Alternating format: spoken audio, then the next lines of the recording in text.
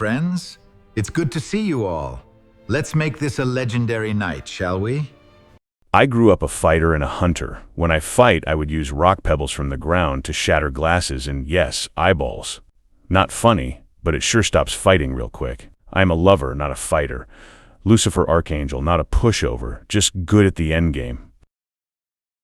How are you all doing? Beautiful day. Beautiful day to be alive. Thank you all for asking. Thank you. Thank you.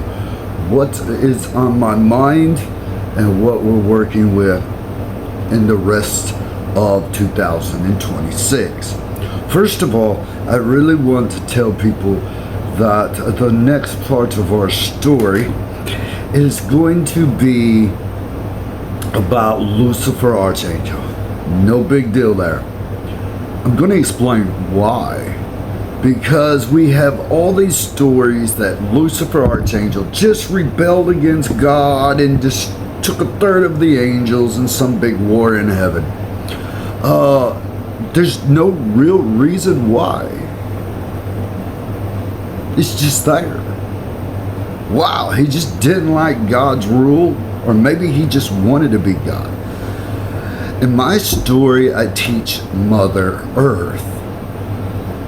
So ask me why Lucifer Archangel rebels against God. There's the first clue. Not against God, but I teach Mother Earth. My stories revolve around Mother Earth, Lucifer Archangel, and everybody working together in the spoked wheel of time. You know, wheel of time is like all the spokes are different in a wheel. All the wheel is got different parts in it, but in a balanced system of that wheel, it takes balance. I want to explain a story to you that we're going to be coming out with very soon that will be in the next Bloodstone 2 megaverse. That's the second book. First of all, yes, you will be getting the audio book as well as the picture board to my first book. There you go. As well as new music that will be coming out at a later time, but that's a work in progress. Thank you for listening. I want to appreciate everyone watching my videos. I do have more of my past stories coming out. It's not toward nobody, not directed at anybody, so let's just calm that down. I don't pick people out of a crowd. Now, why Lucifer? What is the next story you should hear? That most people don't even know what actually happens. They just assume what they heard was true, and I'm a history buff myself between the religion and what humans were doing around the world. Whatever I can collect, that's what I do. And I bring it to you in a huge scale form. I get it. It's a lot of information I give. I use a lot of characters to give you information you're not getting. Most people assume I'm all about lesbians and them getting the story and taking over the world from men. Why don't you go back and just listen to my work? That's it. Just listen to it, if anything. Next up is the story I want to come across that I really would love for everyone to hear, because honestly, it's part of our life today. Jesus Christ gets crucified. No biggie. All the disciples break off in little fractions and they go their way, and some get hung and some get crucified and stuff like that, and we'll go on and on. Paul ends up part of the Roman Catholics. Yeah, he's there, believe it or not. Next up, the Pope. Most people assume Paul was a Pope. I can't say that. I won't go with that. I will say somebody stole his work and gave it to the Pope, and Roman does what Romans do.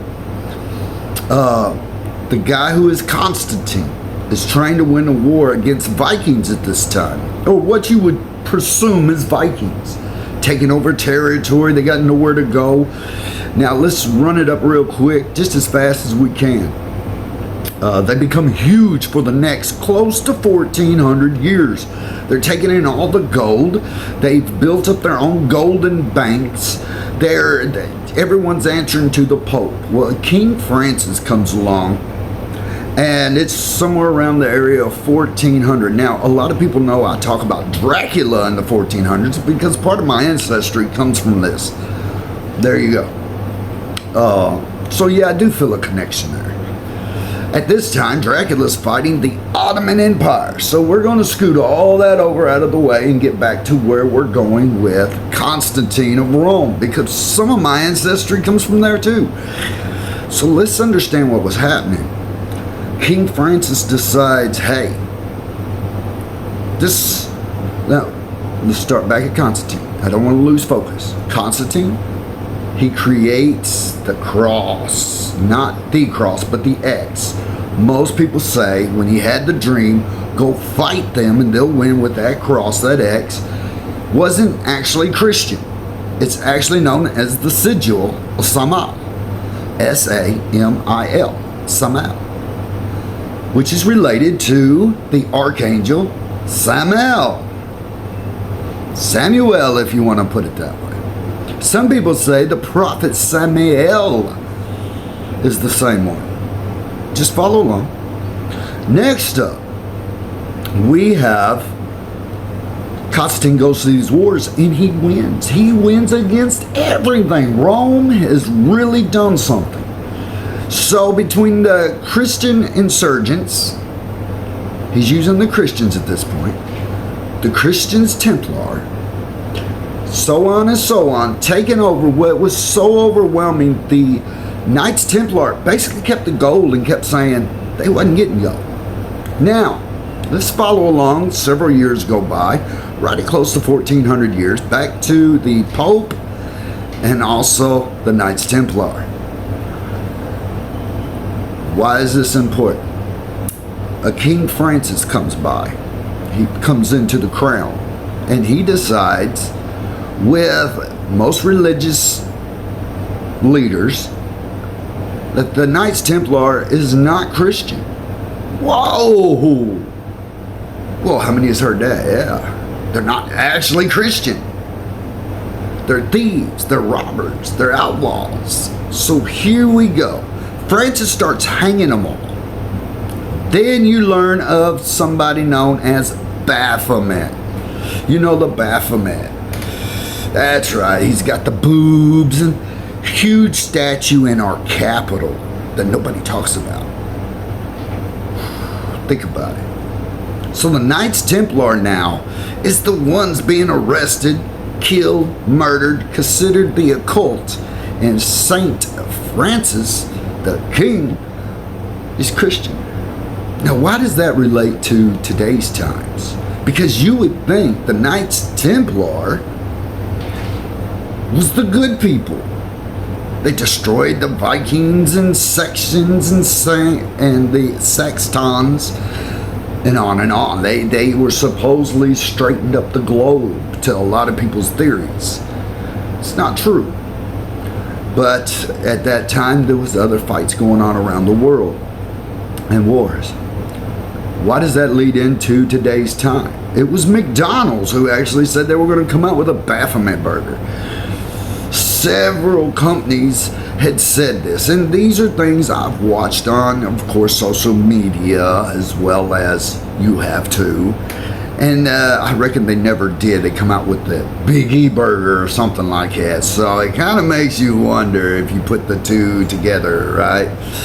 What is up? What is down?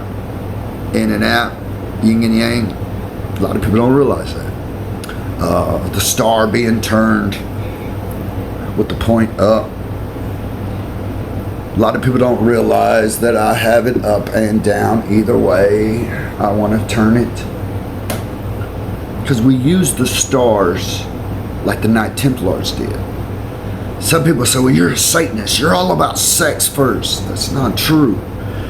I live on a rotation scale of this might be pointed up today, this might be pointed this way today. So you can take that occultism with all you want, however you want to proceed. Why does it matter today? Why does what's happening matter today in the world we live in? Did you notice what I told you about everything I just said? The turning of the wheel. The Knights Templar comes along and takes out everything in the name of religion. Now, a lot of people thought I was going to say another word, didn't you? No, they took it out in the name of religion. After they take over, close to 1,400 years later, another man comes along, a king, and says, I'm the Christian and they're the killers. They're the bad peoples. And what did they do? The same thing the Knight Templars did. The same thing the Vikings did. The same thing everyone else does. They're the killers. They're the evil ones. How many times have I said that? Not intentionally meaning anything by it. It's unique how we find ourselves rotating back in that wheel. They're the evil ones. They're the deadly ones. They're the ones that took over everything. Go get it, destroy them. Very interesting. I think today's times we can see our past and our history, and as human beings we can outlive that theology. I think it's there so we can see the problem. We're not spinning on a wheel in future. We're spinning in a wheel of trying to take out somebody here, there, yonder, and we're not learning anything from it. Lucifer Archangel. His story has never been actually told. It just says he rebelled and he didn't want to be in heaven. He didn't want to bow to Adam. He didn't want to do it. And so many people relate to that. Actually, everyone relates to that. To be mad at me for using the names of Lucifer Archangel, as I've told a lot of people, in spirit, when I'm sleeping, when I wake up, I hear Mother Earth's voice. You work for me. That doesn't make me the bad person. It doesn't make me the one you come and kill. It gives you another part of the story you were missing. Why is it so important? Why does Mother Earth feel that Lucifer Archangel needs to tell his story? Some people say, well, Michael the Archangel needs to tell his story. Michael the Archangel fell. If you read your book like you're supposed to, there's a war in heaven. And if you truly believe what you were reading happened, if you truly perceive it, let's try this again. There was a war in heaven. Now, you're not getting it yet, but you will here in a second. Both sides fell. You're not supposed to have war in heaven no matter what. Am I right? Oh, it's okay to have war because I say so and I rule heaven. It's okay to have war in heaven because the other side says, I say so because I rule heaven. And there's a war. Was in heaven. You see, you can't have heaven if you're having war. So Michael fell just as hard as Lucifer would have fell, if you want to believe that, because he sinned the hardest. He would have out-sinned Lucifer himself. Now, I come from the work of Lucifer, Venus. Samael, the Archangel, would be the closest to that. Because Samael, Archangel, and Lucifer is the second name of Samael. And most people don't even know that. It's written in theologies. So it's actually Samael, Lucifer, Archangel. A lot of people don't even know that. The poison of the vine. The poison of God. Why? Because Michael's the most like God, a demiurge, vengeful, spiteful, kill everything he don't believe in. There you go. You feel that. Now, don't be mad at me. This is what others feel. I bring that information and I give it to everyone as the best I can. You can see it. If you're not careful, you're that demiurge with your sights set on somebody and you didn't mean it. I've been there, my friends. I have put my sights on people before and didn't realize the damage I was doing to myself. Very simple, very simple. Why is it so important what I'm saying and what I'm telling everybody about the work coming? The next book in the next series, in collaboration with the Pinky Tacos Studio, Bloodstone 2 Megaverse, will bring all these characters into play of what Mother Earth is working on with the new Holy Bible of Mother Earth. Some like calling it the Holy Mother Earth's Bible. Females did not get a perspective back in those times. Men, you got a perspective. Men, you got to do things. Men, your ancestors done this, that, and yonder. But how about you ask the females what they got to do at them times? I don't know, you tell me. Feeling, right? How about they read a book that correlates with what they envision, with what they were watching? Sure, there was a Joan the Arc. Sure, there was an Athena. Well, could you blame them? They got tired of seeing nothing but a man's perspective. Don't be mad at females is what I'll tell you, and don't think you rule the world. You're not the only one. There's 13 other realms you have to consider in your life. When you're playing chess in your world, in your game, sure, for a little while you get your space like a bishop or a knight or a rook or a king. What about all the other players?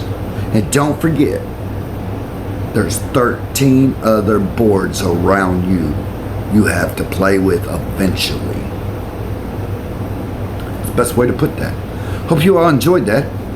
I hope I really got the statement that humans today can learn from our predecessors' mistakes from the past. The occult is ever present.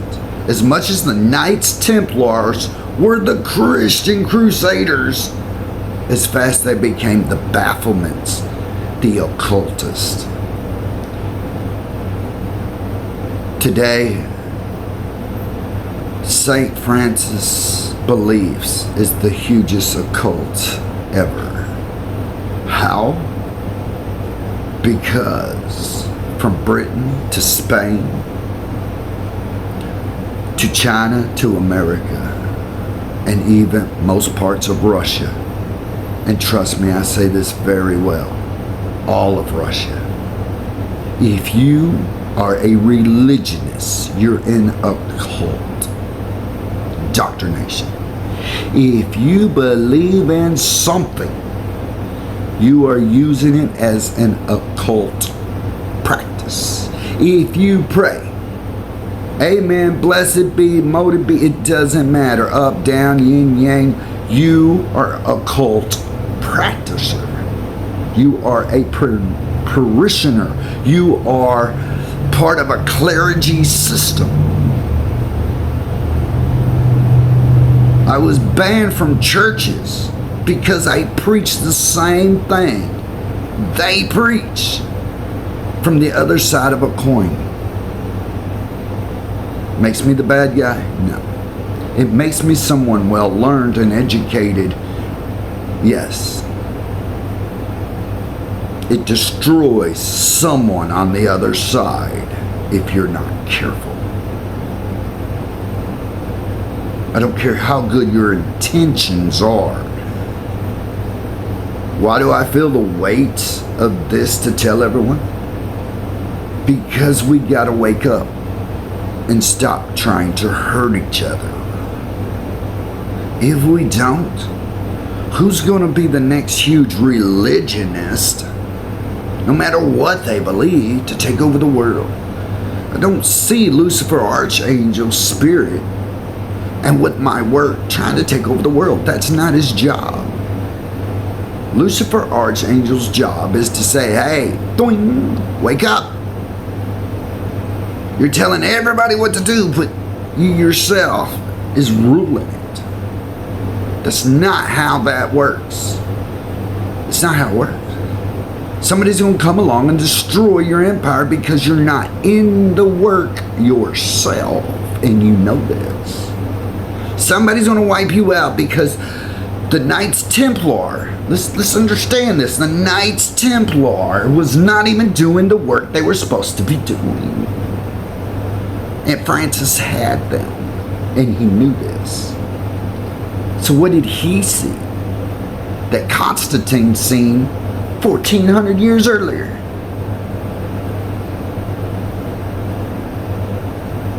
Same system. Same system. I don't care if you're a Viking and you believe in Odin and Valhalla. Same system.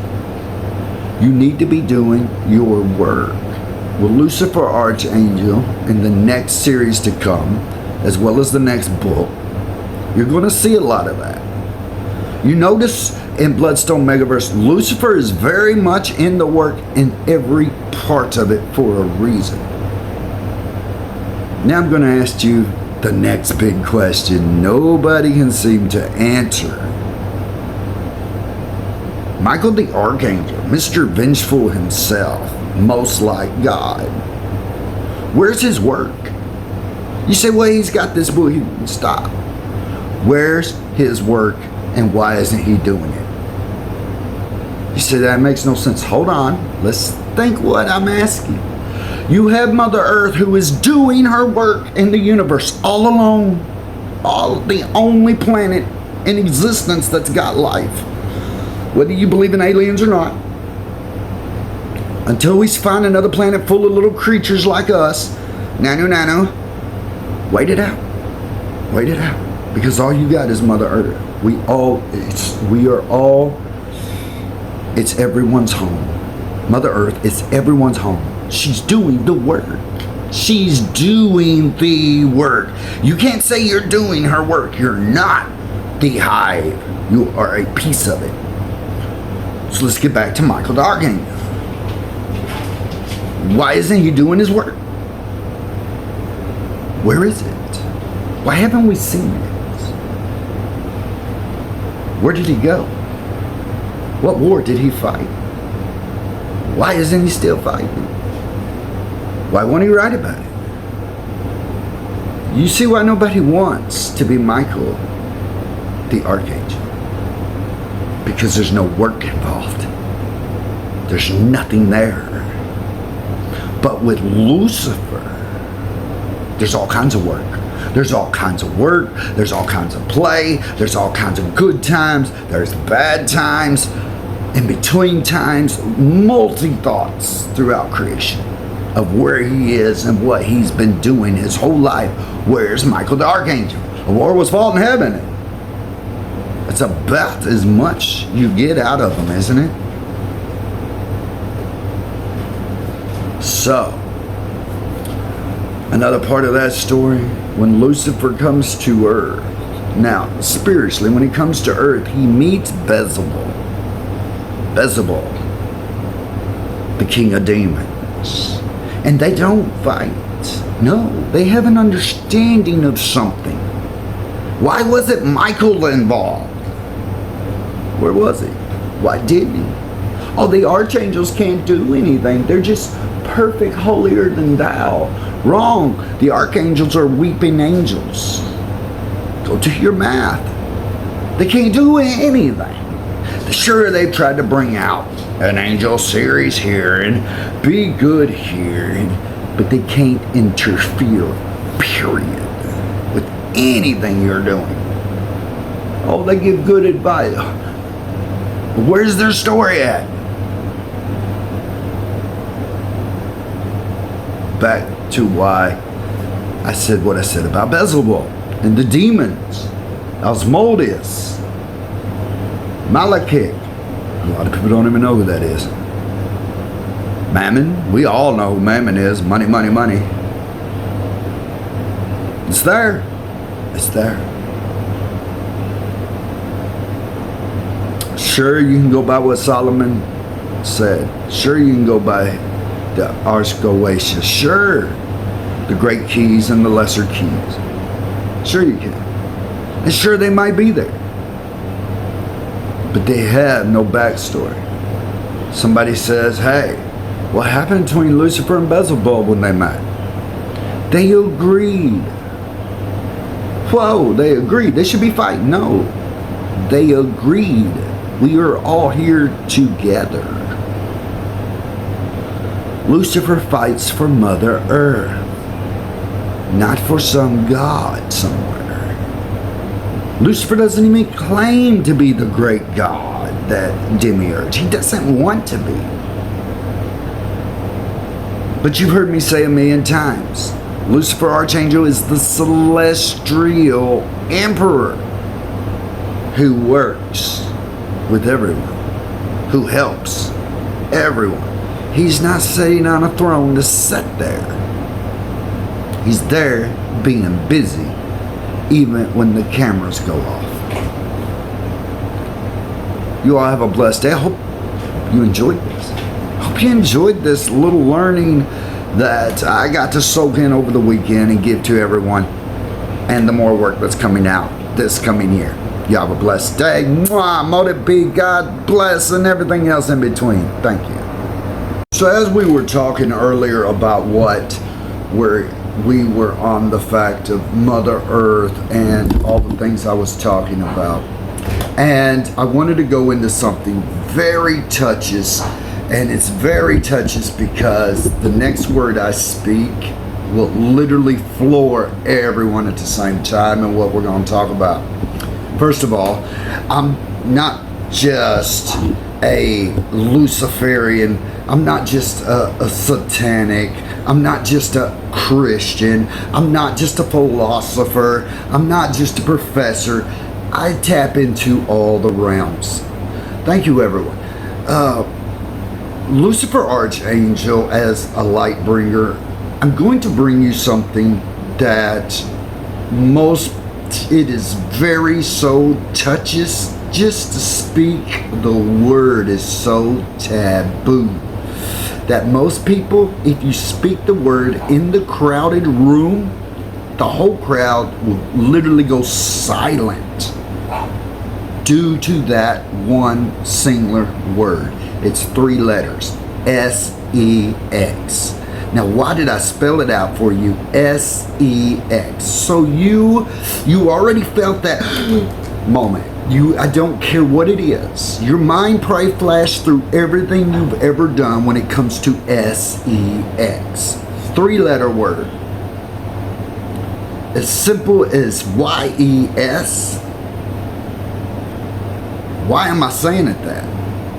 First of all, let me give you a bringer of the light moment. Something we all fear. New thoughts.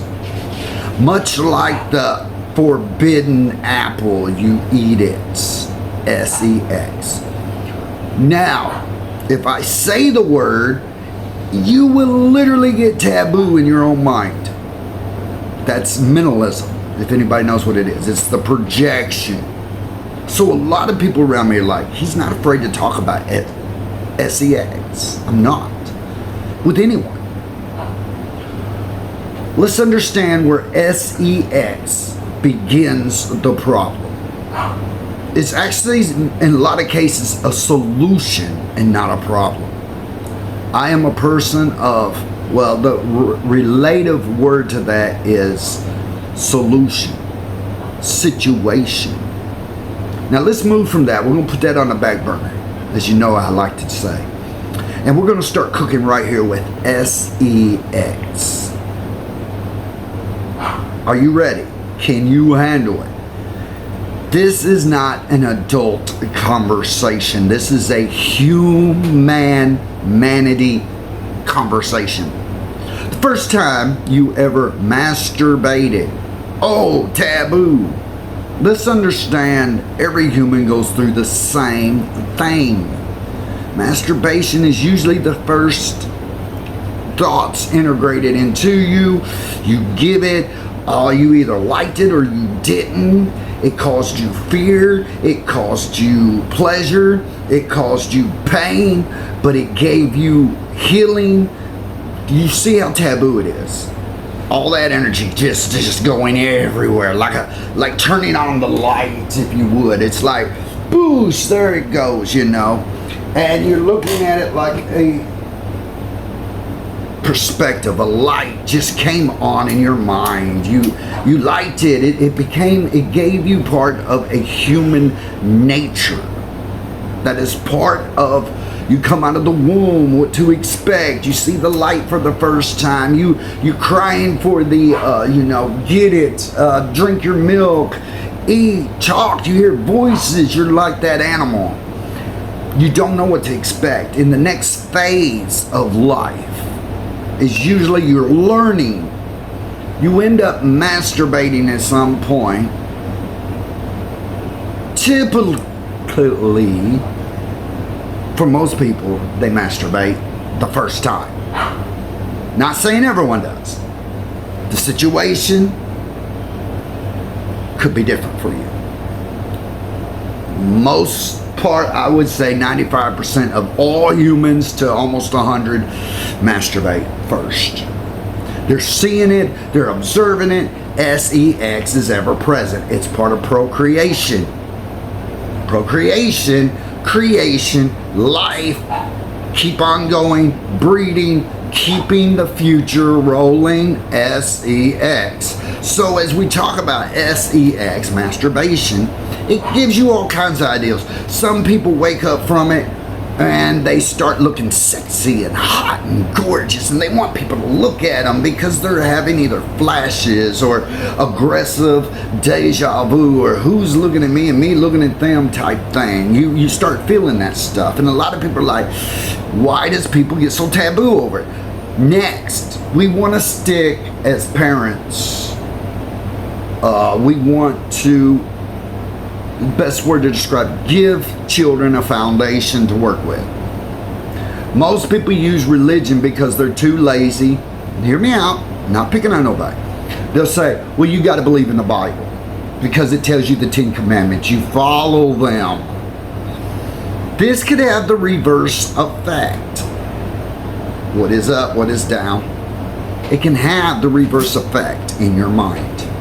Next up, so you're being told not to by all these rules, by, of course, your principles, and your borders of the box you got to be stuck in.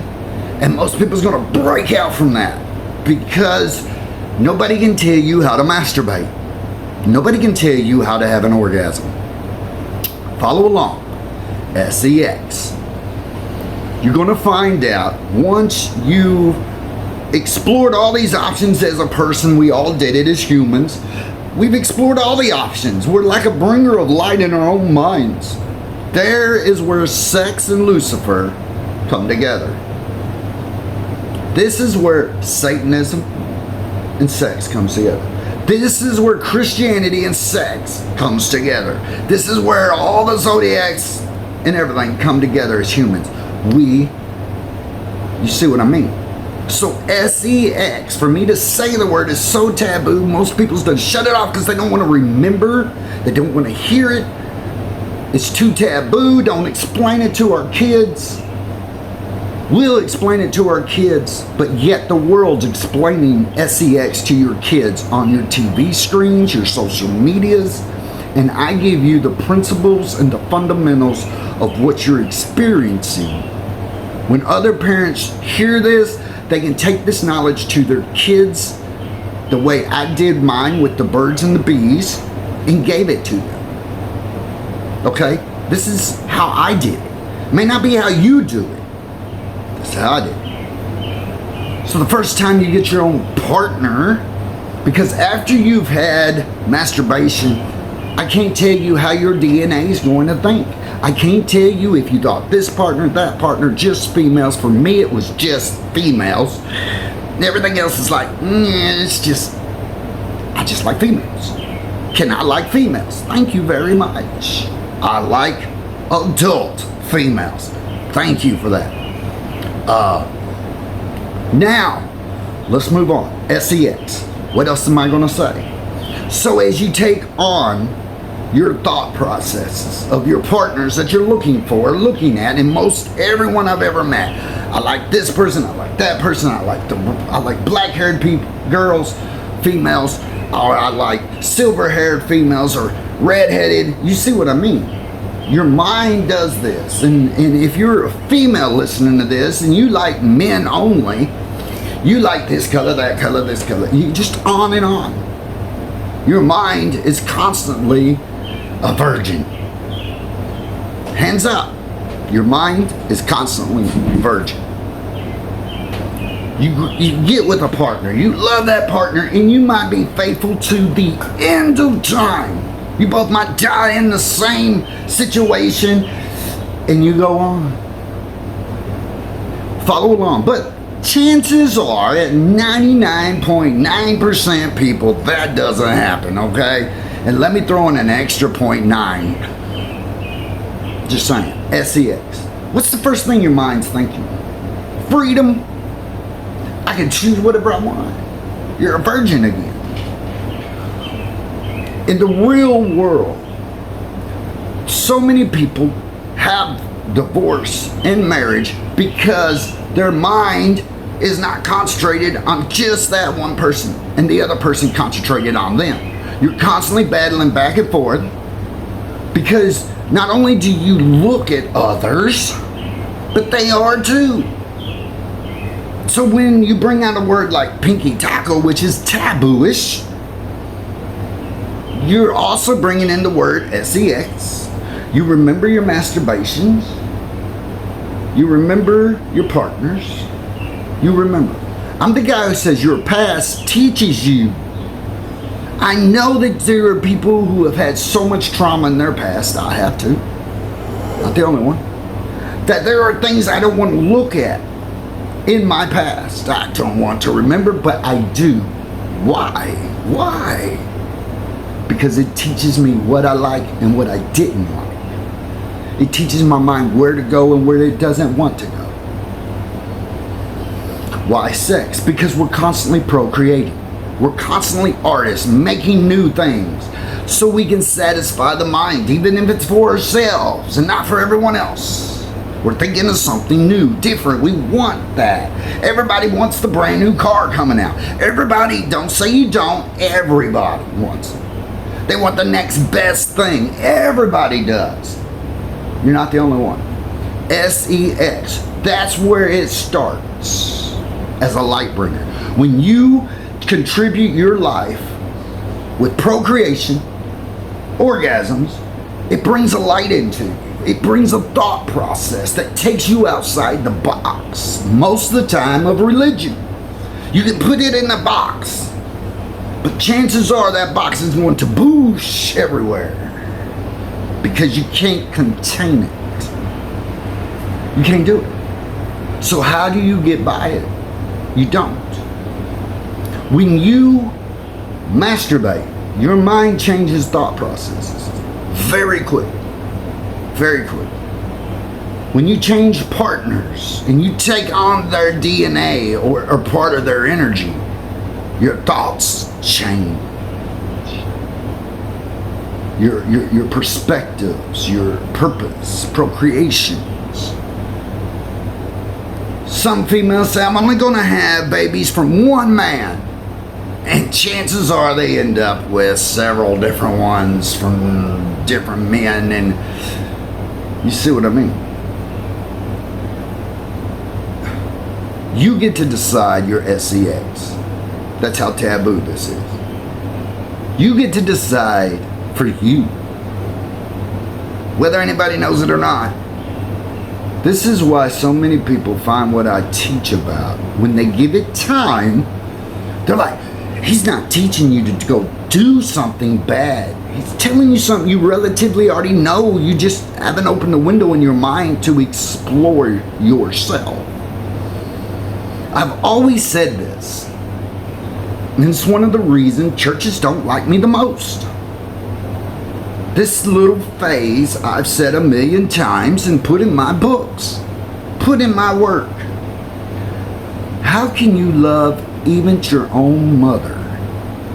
How can you love even your own God if you can't love you first? If you can't love your skin, your body, what you've been given, what you have first, you can't love anything. That's why I love you. I've said this a million times. I pray inside myself.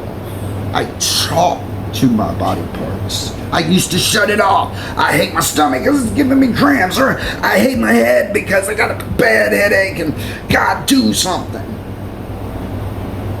Until I learned a different way of thinking. And it worked. Brain, I know you're having this migraine, but I love you, baby. Heart, I love this heart. I know you're having issues, but I love you. Legs, I love you. Body, I love you. Inside my blood, I love you. I love everything. The sex, the thoughts, what I write down, my work. I love my work. I don't love everybody else's. I share my work with everyone. And I hope you get something out of this. I hope sex isn't so taboo in your mind that you don't even realize if I said the word anymore. Because you've taken control of your sex. And when you do that, there isn't a God can tell you yay or nay. There isn't a goddess who can tell you yay or nay. There's nobody responsible for it but yourself. And it teaches you to grow in ways you can't even imagine. Y'all have a blessed day. Thank you for listening, watching. Check out all the other videos and all my other work, because right now I'm in this phase and we're moving into the next book. You can feel it. Y'all have a blessed one. Blessed be, within, without, up, down, all everything you want to think, however you like to end it. Peace out. God bless you. Amen. Mote be, blessed be. Back to within, without. It was the year 2010. It was a November 13th, a very early Saturday morning when these events occurred. Hello everyone, how are you doing? I'm glad you listened to my videos. Watch it and take a little interest in my personal parts of my life I share with everyone. Thank you very much for that. Let's jump right into one of my greatest stories that is almost unbelievable in itself. You'll see pictures I'm posting of what I call a king of deers. I want you to follow along what I'm about to say. Here we go. Are you ready? On November 13th, it was early morning 2010 when this buck stepped out. In a bottom, nobody was hunting other than me. I was the only one. Now, I was at that time on the road traveling 24/7, rarely at home.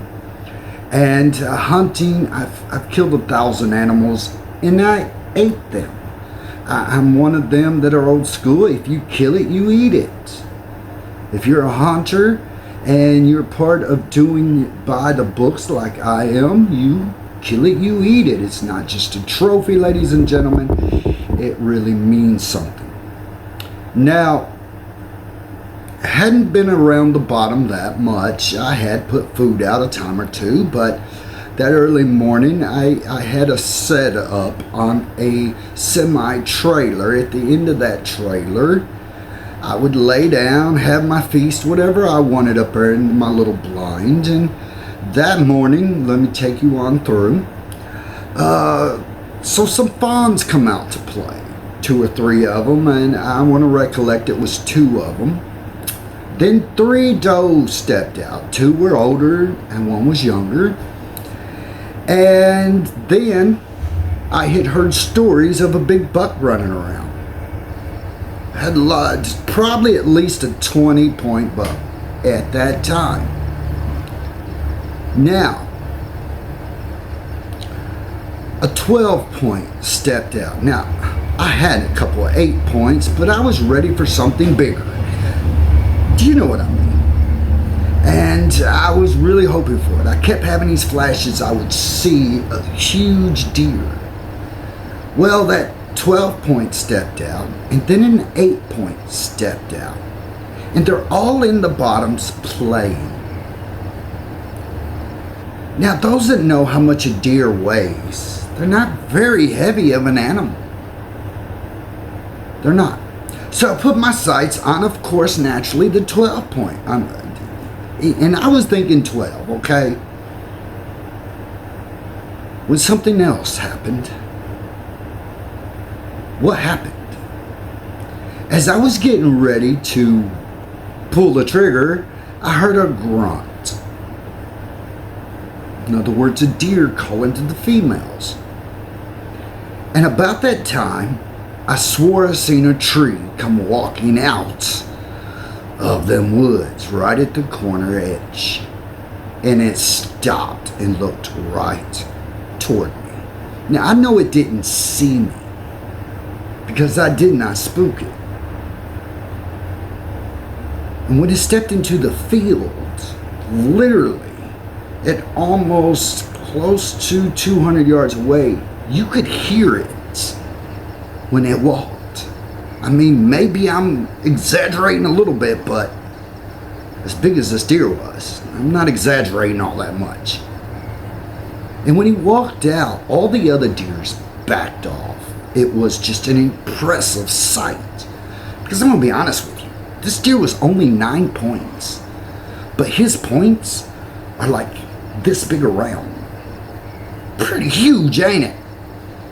When it made a 12-point buck look small. And he was a big deer. He backed up.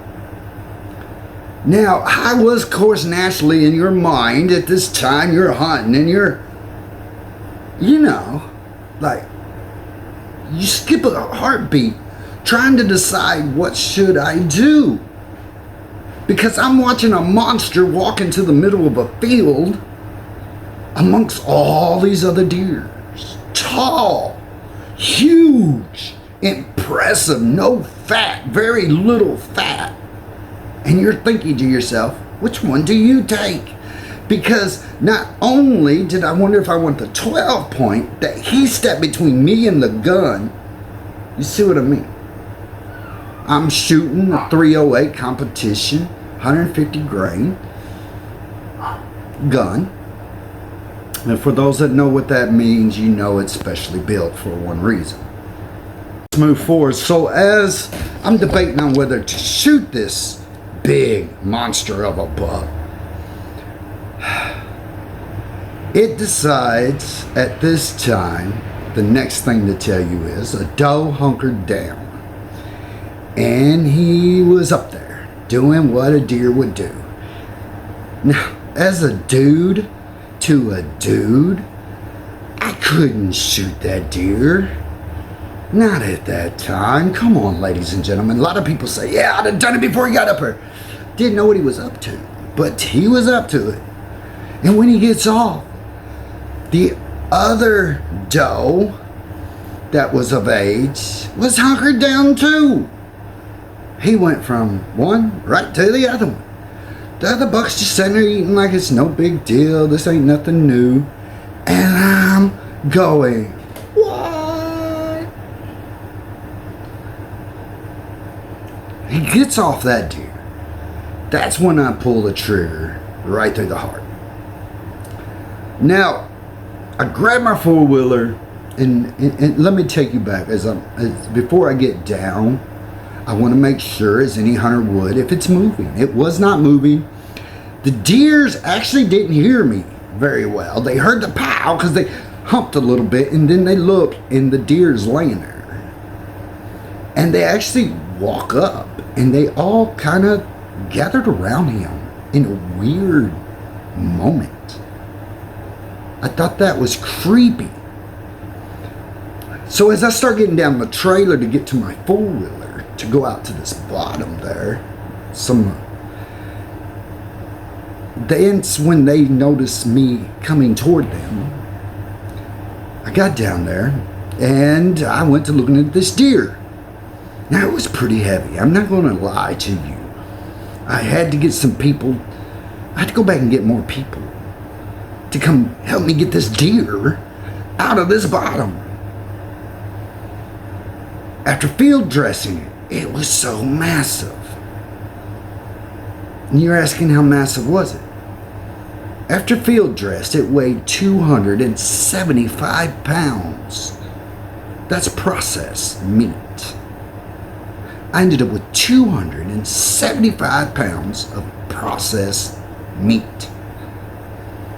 Now, I took it to the processing plant. I kept the head and I took it and went and had him mounted.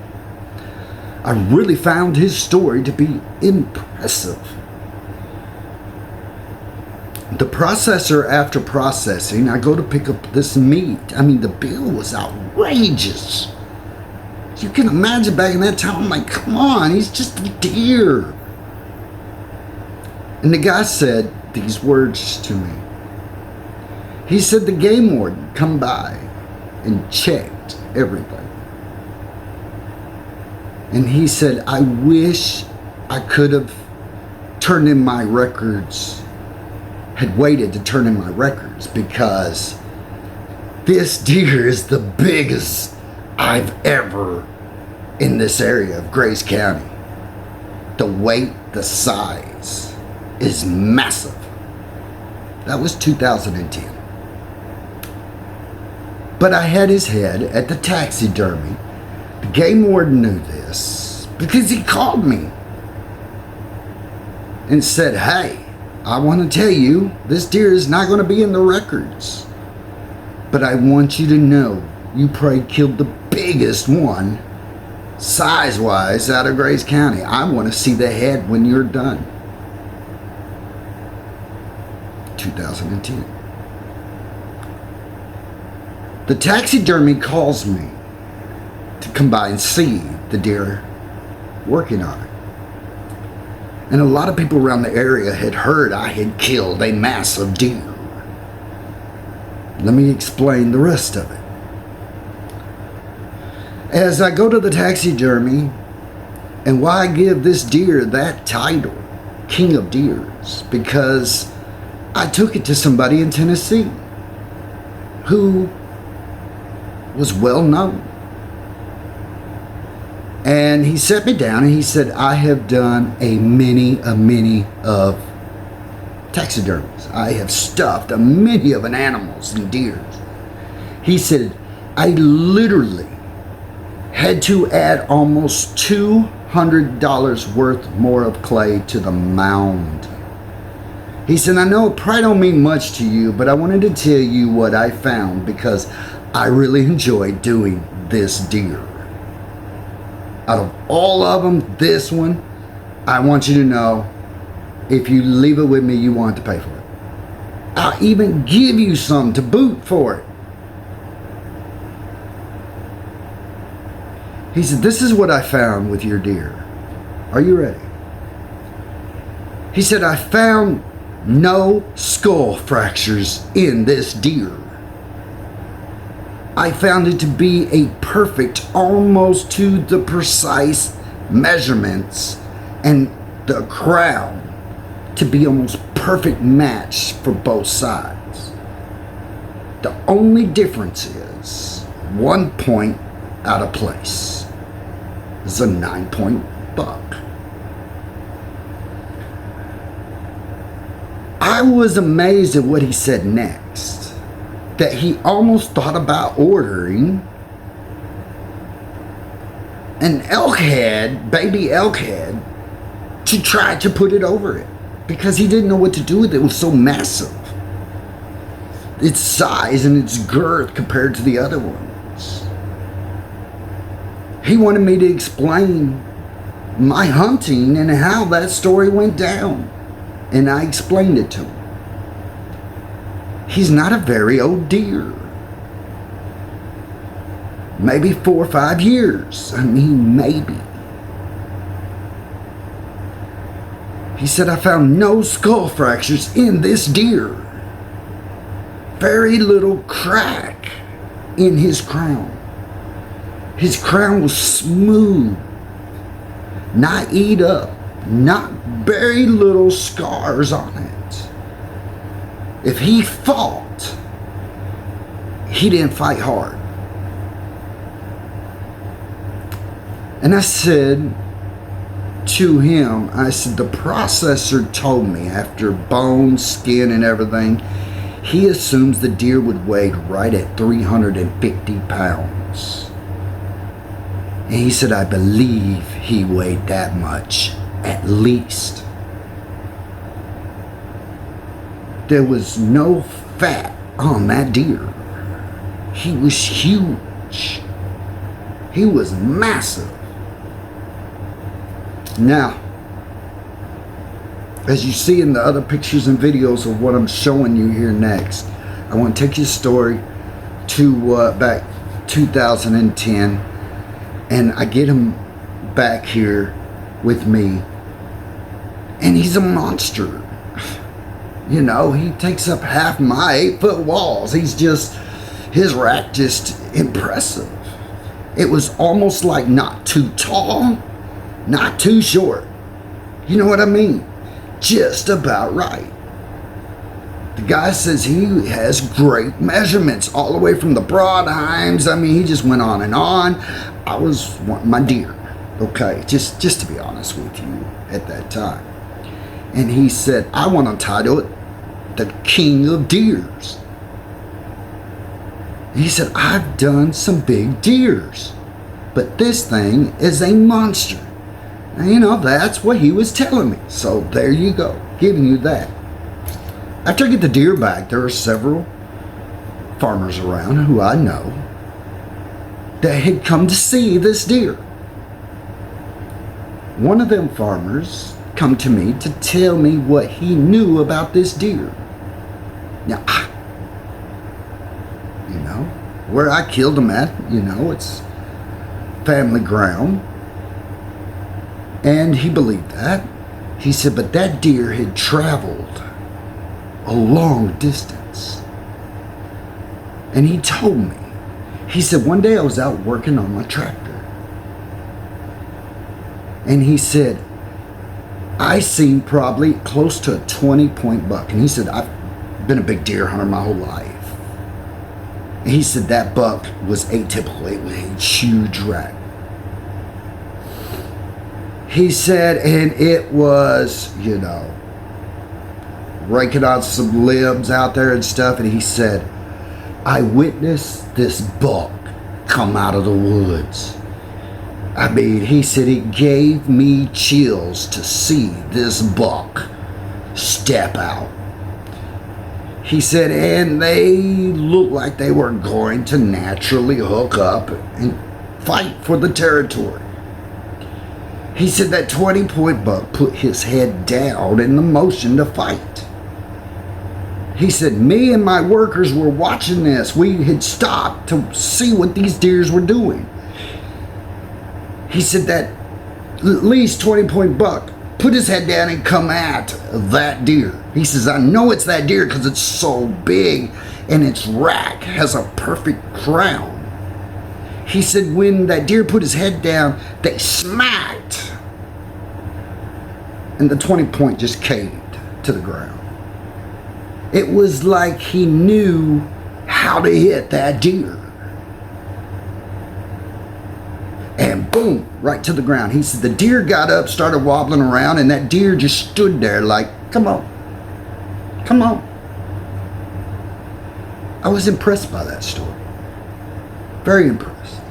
Because he was sure that was that deer.